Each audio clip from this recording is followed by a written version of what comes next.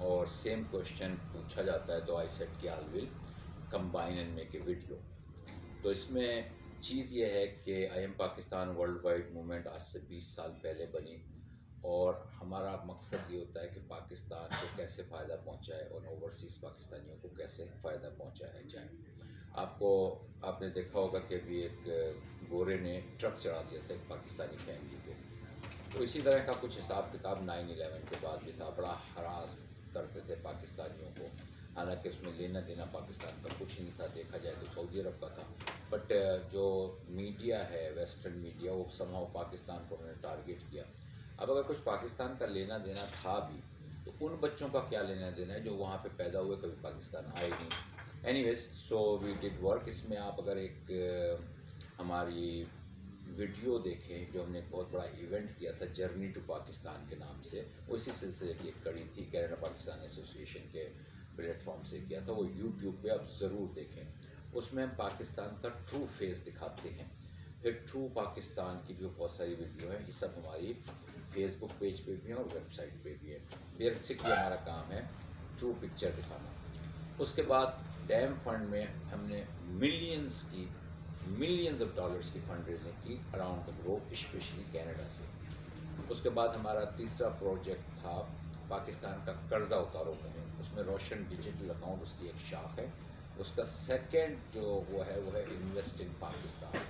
جو کچھ بھی آپ خریدیں، ابھی ہم یہ چیزیں کر رہے تھے کہ بیچ میں یہ مہنگائی کا ایک طوفان کھڑا ہو گیا، اور عجیب عجیب واقعات یہ ڈیلی ہم ٹی وی پہ دیکھتے تھے. ایک حاصل پور کا میں آپ کو واقعہ بتاتا چلوں کہ حاصل پور میں ایک آدمی نے خودکشی کر لی پنکھے سے لٹک کے، اور اس نے ایک لیٹر چھوڑا. لیٹر میں وہ کہتا ہے کہ میرا بستوں کا کاروبار تھا، وہ میرا کاروبار کووڈ کی وجہ سے ختم ہو گیا اور اسکول بند ہو گئے. تو میں نے پہلے بیوی کا زیور بیچا، پھر سب کچھ سامان بیچا، میں بس کچھ نہیں، اور میں ہاتھ نہیں پھیلانا چاہتا، تو میں خودکشی کر رہا ہوں. اور میں اپنے بیوی بچوں سے بہت پیار کرتا ہوں، تو ان کو بھی میں اپنے ساتھ لے کے جا رہا ہوں. میری 2 بیٹیاں ہیں، میں کس کے سارے چھوڑوں. تو اس نے پہلے 4 بچوں کا گلا کاٹا، اپنی بیوی کا گلا کاٹا، اور پھر خودکشی کر لی. رائٹ آفٹر دیٹ جو نیوز ہم نے سنی کہ ناروال میں ایک صاحب نے زہر ملایا کھانے میں اور اپنے بچوں کو دے دیا، خود بھی کھا لیا. یہ وہ لوگ ہیں جن کے پاس روٹی نہیں. ایسے ہی چوتھے دن پھر ایک قصہ سنا کہ ٹوبہ ٹیک سنگھ میں کسی صاحب کے پاس بہت پرابلم تھی، روزگار نہیں تھا اور آٹا نہیں تھا، کھانے کے لیے روٹی نہیں تھی. آپ کو اندازہ ہے کہ آدمی کے پاس چکن اور میٹ نہیں ہو، صرف روٹی وہ پیاز سے کھا کے آرام سے زندہ رہتا ہے.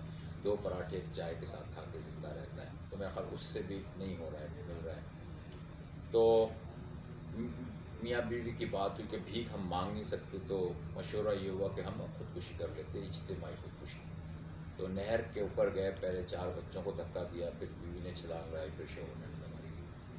کراچی کا واقعہ ہے کہ کسی گھر میں نہیں تھا کھانے پینے کو، تو بیوی جو ہے وہ ناراض ہو کے چلی گئی. بچے تھے چھوٹے چھوٹے، کوئی 2 سال کا، کوئی 3 سال کا. آپ دیکھتے ہیں کہ ہمارے جب والدین یا کوئی بزرگ ہوتے ہیں تو پھر اس کی اولاد کہتی کہ اتنی تکلیف میں اللہ اٹھا دے، اس کی تکلیف آسان کر دے. کسی کو اپنے پیرنٹس کے لیے، باپ کے لیے کہنا بہت مشکل ہے، مگر وہ اتنی تکلیف میں ہوتا ہے کہ آدمی کہتا ہے کہ یا اللہ اس کی تکلیف آسان کر دے. تو جب یہ بچے بھوکے ہوتے ہیں اور بھوک کی وجہ سے رو رہے ہوتے ہیں، بل بلا رہے ہوتے ہیں، تو اس کا جو باپ ہے ان کو تکلیف سے آزاد کرنے کے لیے ان کی جان دیتا ہے. یہ ایک المیہ ہے. اور بعض لوگ اس کو نیوز کے طور پہ سنتے ہیں اور بھول جاتے ہیں. Believe me, the day of judgment, all of us will be held responsible. all of us. ہمیں یہ بات پتہ ہے کہ ہم اس چیز کو روک سکتے ہیں. ہر کسی سے سوال ہوگا کہ آپ نے کیوں نہیں روکا. ہم اس کو ایک خبر سن کے آگے پیچھے کر دیتے ہیں. بہرحال مجھے اس چیز کا بہت اثر ہوا. میں اپنا بزنس وغیرہ بیچ کے، میں نے جو ٹیکس بنتا تھا کینیڈین گورنمنٹ کو، کینیڈا ریونیو ایجنسی کو، میں نے پیسے دیے. روشن ڈیجیٹل اکاؤنٹ سے یہاں سے پیسے ٹرانسفر کرائے، اور ہم آٹا خرید رہے ہیں ان سے، اشرفی برانڈ والوں سے، اور سستا بیچ رہے ہیں. اور ہم کوئی چندہ نہیں لیتے کسی سے، کچھ نہیں کرتے. ہم اویئرنیس دے رہے ہیں کہ یہ آرٹیفیشل ہے، یہ جسٹیفائڈ نہیں ہے. یہ آٹے کی جو قیمت ہے نا، یہ جسٹیفائڈ نہیں ہے. انڈیا میں آٹا 10 روپے کلو ملتا ہے.